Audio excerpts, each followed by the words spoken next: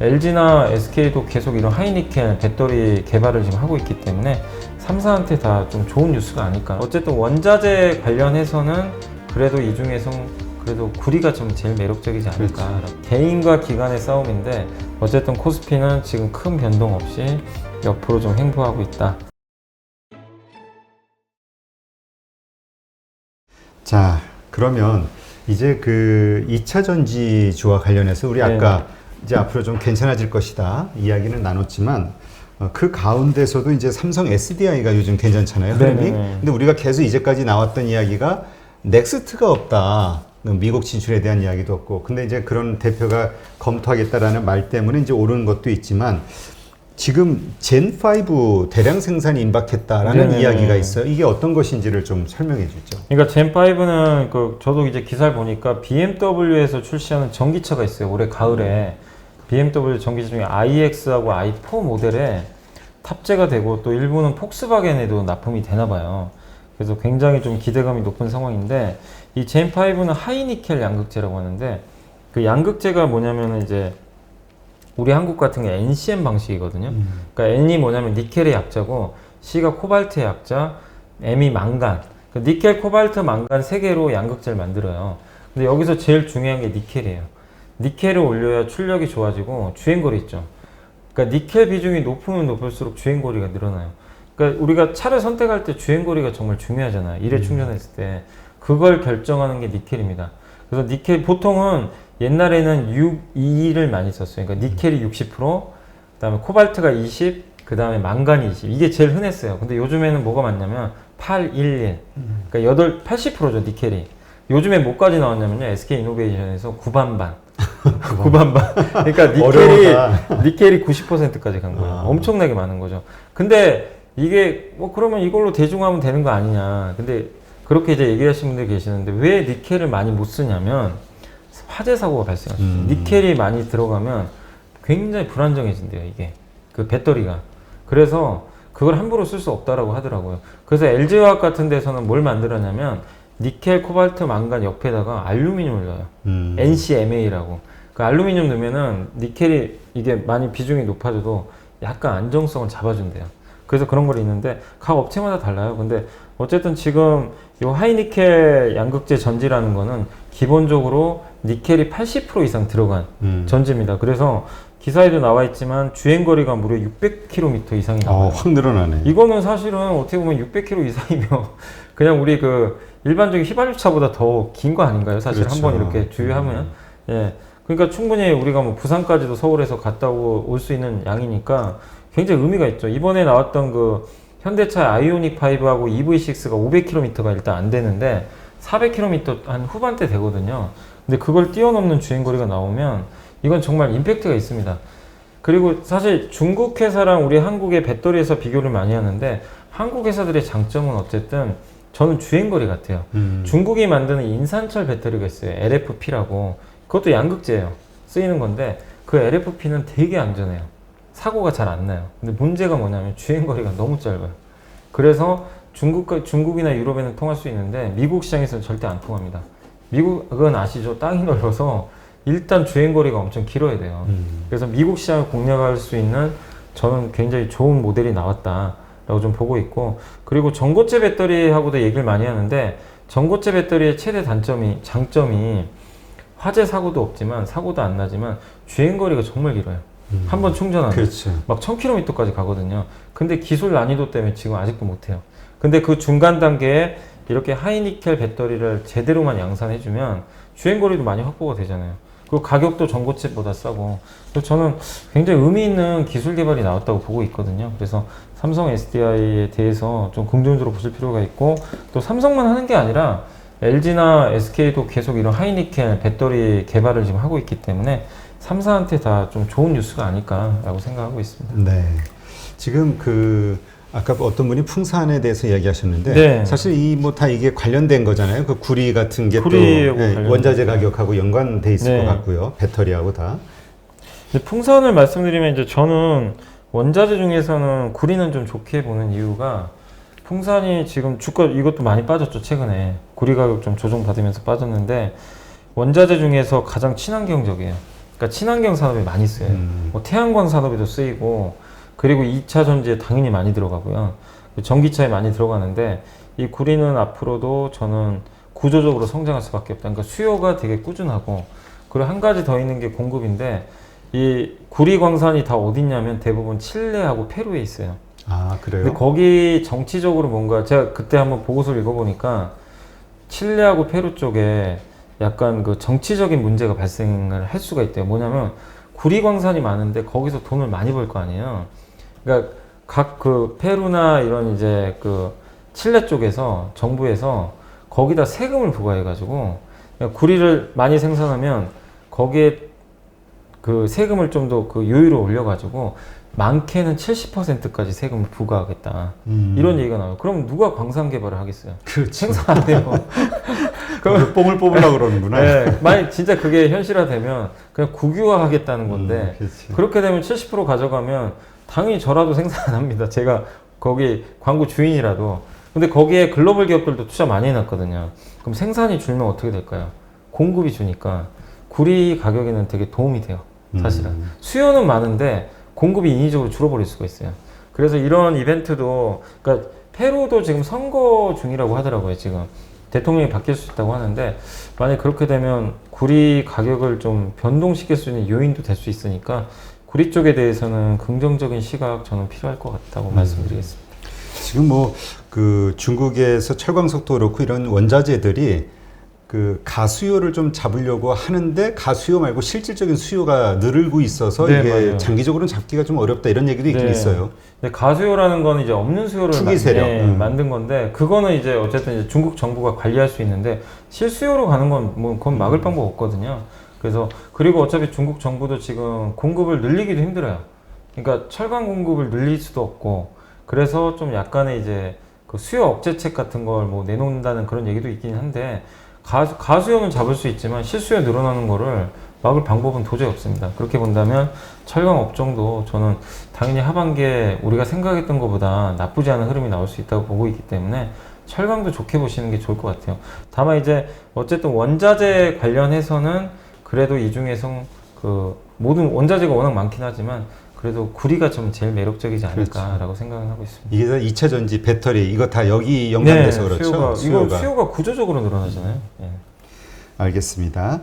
그러면 이제 요즘 우리 뉴스가 되고 있는 것이 이제 택배 대란 네. 문제잖아요. 이 택배 대란 때문에 이제 결국은 택배 파업이 일어나고 있는 이 상황들을 봤을 때 이게 인상이 되지 않겠느냐. 인상이 된다고 하면 이게 또 우리 투자의 관점에서 좀 마이너스가 되는 기업이 있을 수가 있고 플러스 되는 기업이 있을 수 있잖아요. 네.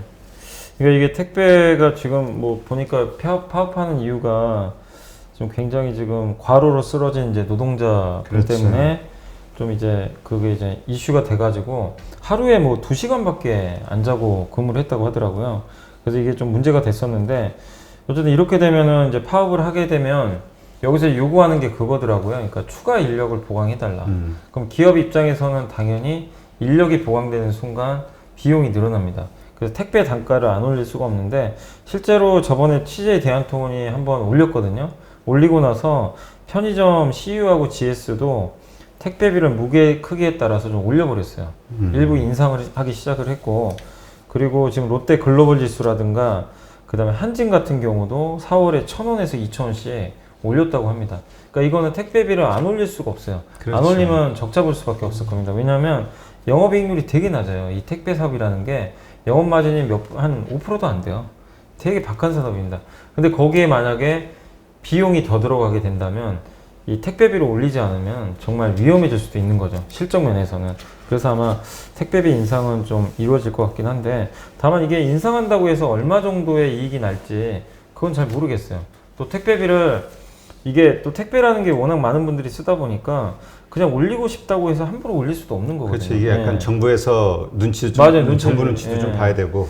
왜냐면 이게 또 서민 체감 경기에도 영향을 줄 수밖에 없다 보니까 그래서 분명히 대한통운이나 한진은 올리고 싶어 하죠. 이게 안 올릴 수도 없는 상황이고 이런 상황 속에서 과연 언제쯤 올리게 될 것인지 그걸 좀 지켜보셔야 될 것 같아요. 그래서 이거는 언젠가 올린다 이거보다도 뭐 우리가 지금 정확히 모르잖아요. 안 올릴 수도 있어요, 그렇죠. 진짜.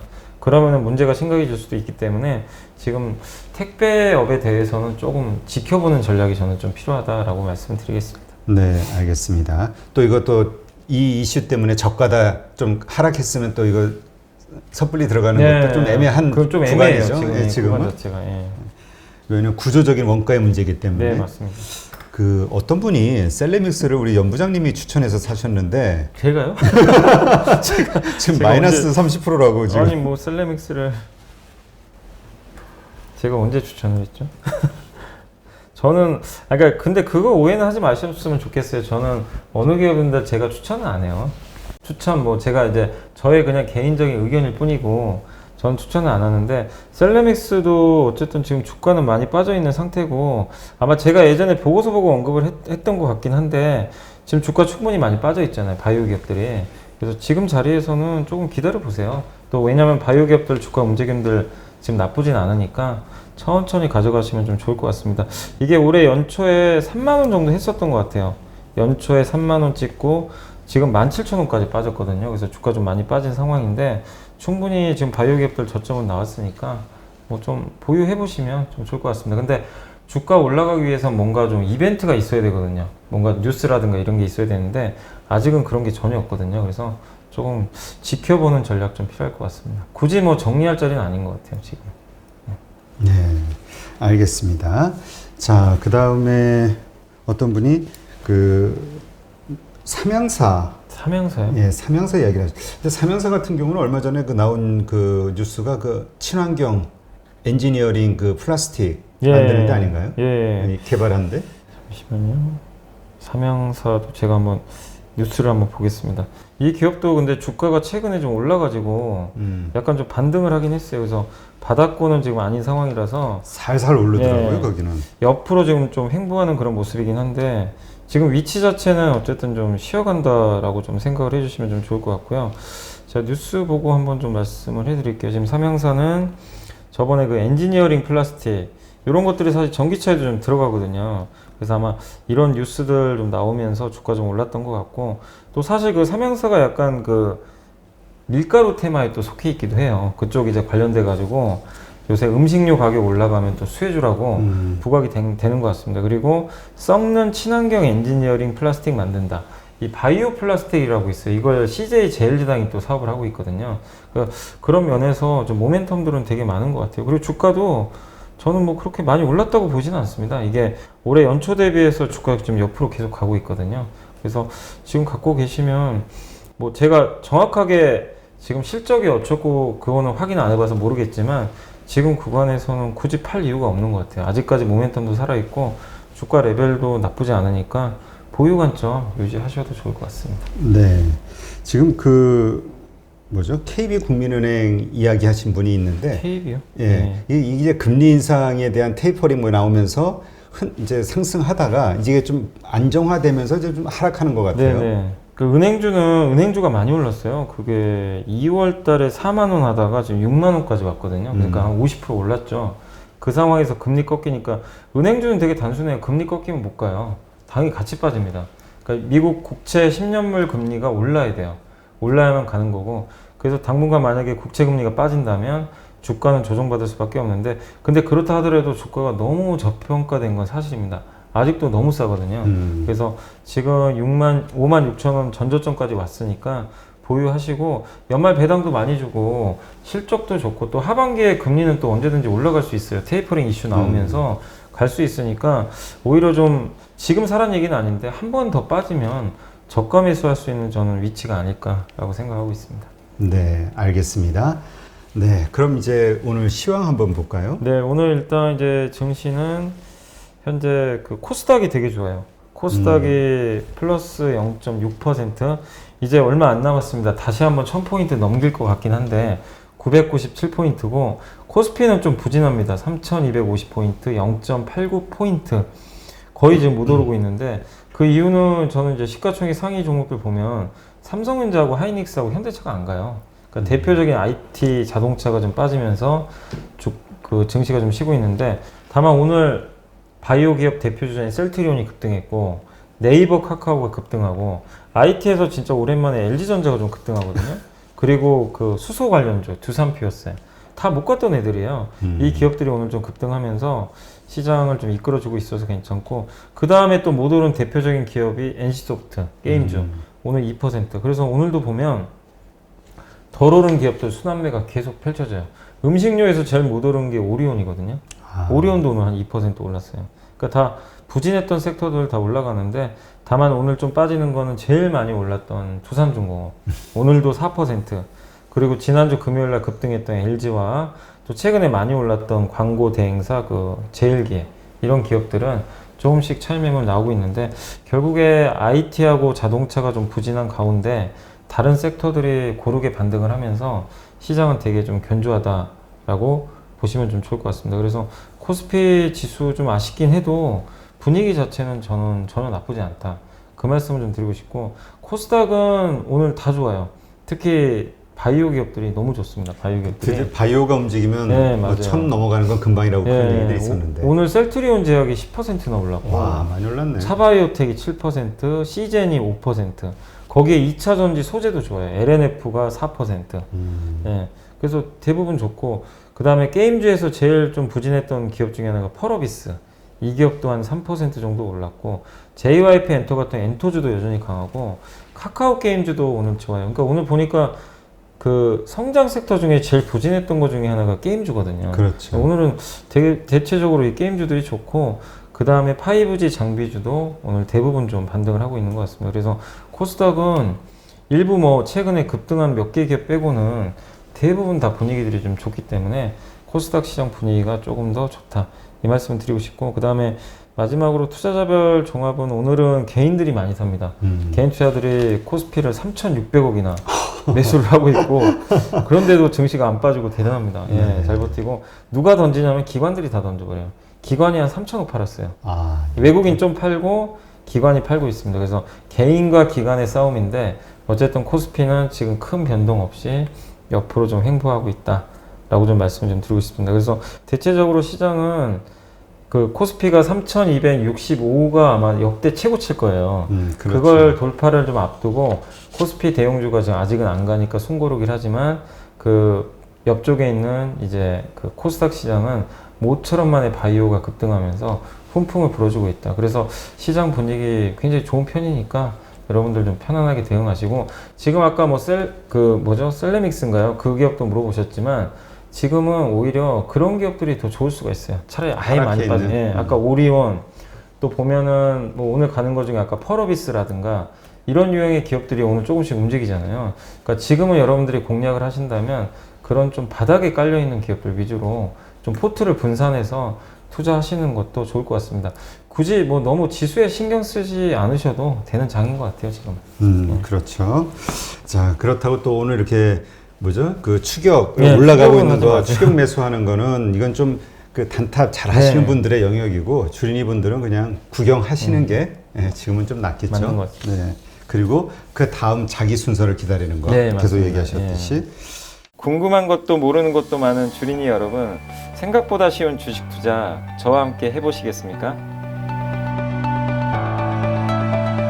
이베스트 마이앱에서 프라임 서비스를 신청하시면 온라인 방송으로 저희 연불리와 함께 하실 수 있습니다.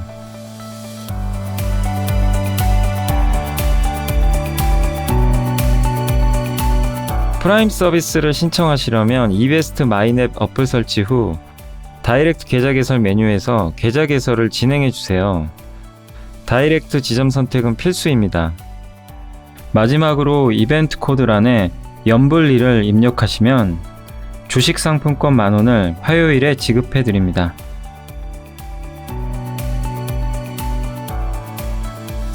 궁금하신 사항은 02-3779-8880으로 연락 주세요. 제가 여러분의 성공 투자를 끝까지 응원해 드리겠습니다.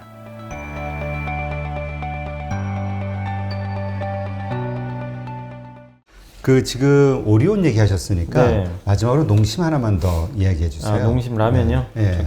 라면은 이제 이게 서민 기호식품이다 보니까 그 라면 가격 인상을 사실 솔직히 해야 됩니다. 하긴 해야 돼요. 오랫동안 그 오뚜기가 2008년부터 가격 인상을 못 해가지고 지금도 그런데 어쨌든 농심도 지금 해야만 이제 실적이 좀 개선되니까 그렇게 좀 볼 수밖에 없는데 근데 오늘은 어쨌든 올라갔어요. 농심도 그동안 정말 철저히 왕따 당하던 기업이고 오늘 한 3% 올랐는데 전제 조건은 반드시 하반기에 라면 가격이 올라가야 됩니다. 근데 그 기대감이 높아요. 사실은 확률이 높다고 하니까 당분간은 저도 올라갈 것 같아요. 농심도 그리고 진짜 많이 빠졌어요. 주가가. 그래서 지금은 보유하고 계시다면 계속해서 들고 가는 게 맞지 않을까라고 생각합니다. 네. 하반기에 진짜로 라면 가격이 인상될지 모르겠는데 아무튼 7월이나 8월까지는 한번 두고 보세요. 지금 분위기는 나쁘지 않은 것 같더라고요. 네, 알겠습니다. 네, 오늘도 이렇게 해서 염승환 부장님과 함께 많은 분들이 궁금해하시는 그 종목들에 대한 이야기 그리고 시장 전반적인 이야기를 한번 점검해 봤는데요. 네, 하여튼 반복적으로 저희가 말씀드리는 게 주린이 분들은 그러니까 이거 잘 모르겠다 하시는 분들은 너무 추격 매수하지 네, 마시고 맞습니다. 네, 기다리는 투자 하셨으면 좋겠다는 생각 다시 한번 해봅니다.